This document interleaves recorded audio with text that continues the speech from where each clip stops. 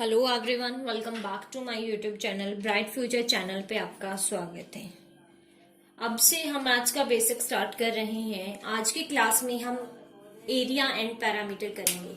आपके सामने दो शेप आपको नजर आ रही है जो हमारी 2D फिगर्स के अंदर आती है। ये है square and rectangle.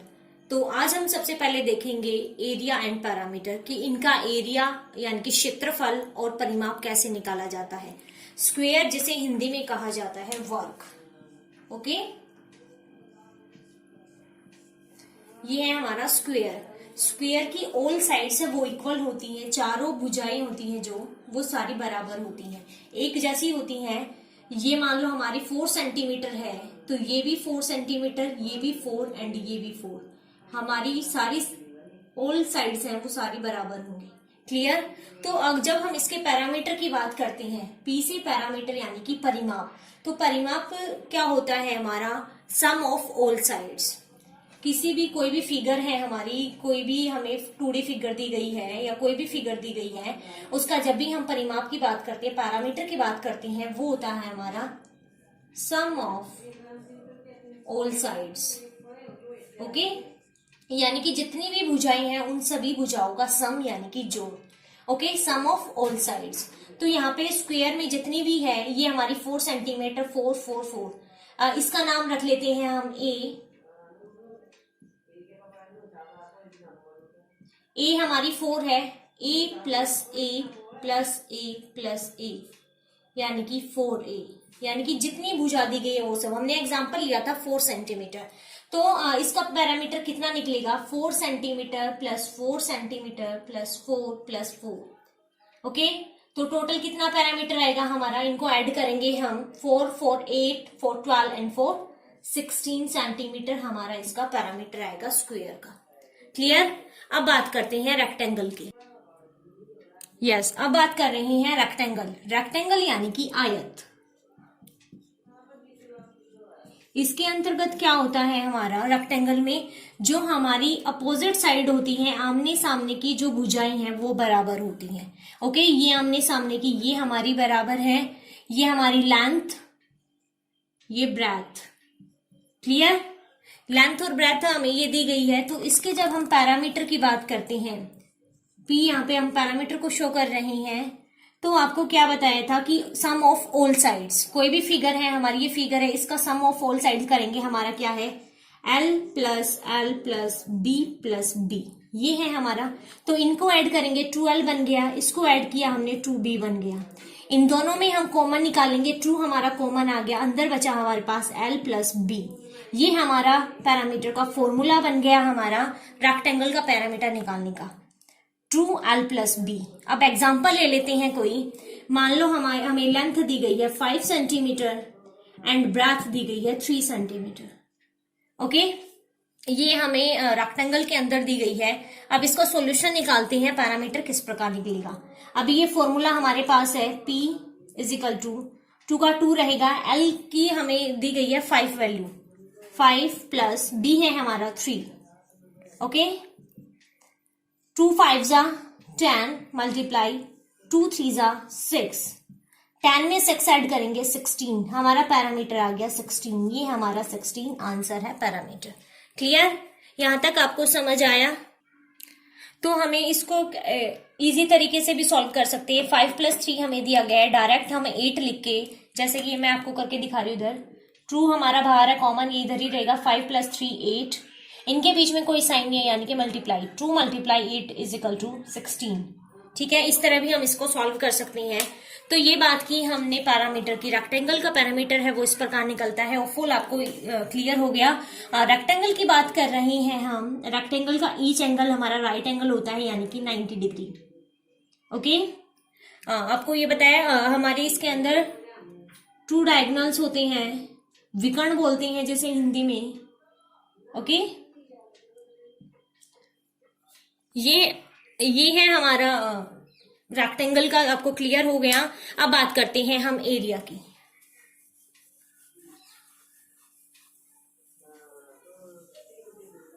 Yes, area का हमारा फॉर्मूला होता है, एरिया यानी कि क्षेत्रफल। रेक्टेंगल आयत का क्षेत्रफल हम किस प्रकार निकालते हैं, उसका फॉर्मूला होता है हमारा L मल्टीप्लाई B, यानी कि लेंथ मल्टीप्लाई ब्रेथ, लंबाई गुणा चौड़ाई। क्लियर। तो एग्जाम्पल के तौर पर हम ले लेते हैं, L हमें 5 दिया गया था लास्ट क्वेश्चन जो हमने सॉल्व किया, और ब्रेथ हमें 3 सेंटीमीटर दी गई थी। तो सेम वही रखते हैं हम, लेंथ हमारी 5 है एंड ब्रेथ हमारी 3 है। 5 3 15 सेंटीमीटर हमारा इसका एरिया आ गया है, क्षेत्रफल आ गया है। क्लियर। तो इस प्रकार हम इसे सॉल्व कर सकते हैं। कुछ क्वेश्चंस में हमें क्या होता है कि हमें पैरामीटर या एरिया दे दिया जाता है, हमें उसकी लेंथ या ब्रेथ सॉल्व करनी होती है, तो वो किस प्रकार होगी, एक एग्जांपल वो भी देख लेते हैं हम। यस, इस क्वेश्चन में हमें ब्रेथ है वो सॉल्व करनी है, क्वेश्चन मार्क है हमारे पास ब्रेथ, और एरिया हमें दिया गया है 20।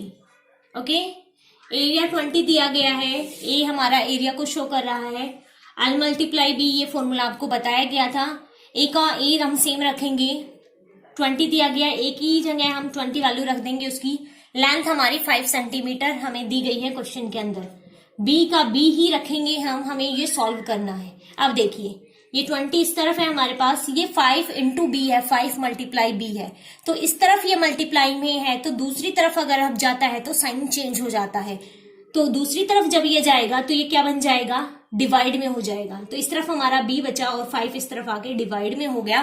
5 को हम 20 से डिवाइड करेंगे, काटेंगे, 5 1 जा 5, 5 4 जा 20, तो हमारी ब्रेथ आ गई 4 सेंटीमीटर। ओके, हमारी ब्रेथ कितनी हुई, 4 सेंटीमीटर। तो इस प्रकार हम एरिया है उसे सॉल्व कर सकते हैं। तो ये बात की हमने एरिया की, हमारा इसका क्षेत्रफल निकाला हमने आयत का। ठीक है, अगर यही इस तरह की वैल्यू अगर हमें पैरामीटर के अंदर करनी है, पैरामीटर की वैल्यू दी गई है, मान लो हमें 20, पैरामीटर 20 दिया गया है, तो इसमें हमें ब्रेथ निकालनी है। पैरामीटर का फॉर्मूला आपको बताया गया था, ट्रू L प्लस B, ये था हमारा पैरामीटर का फॉर्मूला। पैरामीटर की वैल्यू 20 है, तो वहां पर हम पुट कर देंगे 20। ट्रू हमारा सेम दिया गया है वैसे एज इट इज है। L है हमारा 5, प्लस में B की वैल्यू हमें निकालनी है, तो B का B ही रखेंगे। क्लियर। तो यस, अब देखिए ये 20 है हमारा, आपको बताया था किस प्रकार ब्रैकेट को सॉल्व करना है, मैंने लास्ट जब प्रोसेस की थी हमने इसको सॉल्व किया था। 2 5 जा 10 प्लस 2 को हम B से मल्टीप्लाई करेंगे तो हमारा आएगा 2B। ओके, ये आ गया हमारा 2B। अब हमारी एक सिंपल इक्वेशन बनकर तैयार है। हम इक्वेशन जैसे सॉल्व करते हैं वैसे इसे भी सॉल्व करेंगे। ये 20 है हमारा, 10 हमारा इस तरफ प्लस में है, तो इस तरफ आकर हमारा माइनस में हो जाएगा, साइन चेंज हो जाएगा, इस तरफ हमारा 2B बचा। क्लियर। 20 में से 10 माइनस करेंगे, यहाँ पर हमारा 10 है, इस तरफ 2B, इनके बीच में कोई साइन नहीं है, यानी कि ये मल्टीप्लाई में है। ये 2 मल्टीप्लाई B, जैसे कि आपको यहाँ पर दिखाया गया था, ये मल्टीप्लाई में है, 2B के साथ मल्टीप्लाई में है, तो दूसरी तरफ आएगा तो क्या हो जाएगा, डिवाइड में हो जाएगा। 10/2 इज इक्वल टू B। तो B की वैल्यू निकालेंगे, 2 को हम 10 से डिवाइड करेंगे, 2 1 जा 2, 2 5 जा 10, तो B की वैल्यू आ गई हमारी कितनी, 5 सेंटीमीटर। तो पैरामीटर दिया गया था उससे हमने B की वैल्यू निकाल ली। इसी प्रकार अगर हमें B दिया गया है तो हम L की वैल्यू भी निकाल सकते हैं। क्लियर। तो यहाँ पर B की वैल्यू आ गई हमारी 5 सेंटीमीटर। तो ये बात की हमने रेक्टेंगल की, आयत की। अब बात कर लेते हैं हम स्क्वायर में। आपको ये पैरामीटर सिखाया गया था, होपफुल आपको अच्छे से समझ आया। अब बात करते हैं हम स्क्वायर में एरिया की। स्क्वायर में हम एरिया निकालते हैं, उसका फॉर्मूला होता है हमारा साइड इंटू साइड, भुजा गुना भुजा। ठीक है, यानी कि साइड का स्क्वायर भुजा की स्क्वायर। क्लियर। अब इसका एक एग्जांपल ले लेते हैं, जैसे हमने लिया था यहाँ पे 4 सेंटीमीटर, साइड हमें 4 सेंटीमीटर दी गई है, दूसरी भी 4 है, 4 multiply 4 is equal to 16 centimetre हमारा इसका एरिया आ जाएगा। क्लियर। इसी तरह अगर हमें किसी का एरिया दिया गया है तो हम उससे साइड भी निकाल सकते हैं। तो एक एग्जांपल देख लेते हैं हम, जिसमें हमें एरिया दिया गया है, हमें साइड निकालनी है। ठीक है, मान लेते हैं हमें एरिया 25 दिया गया है।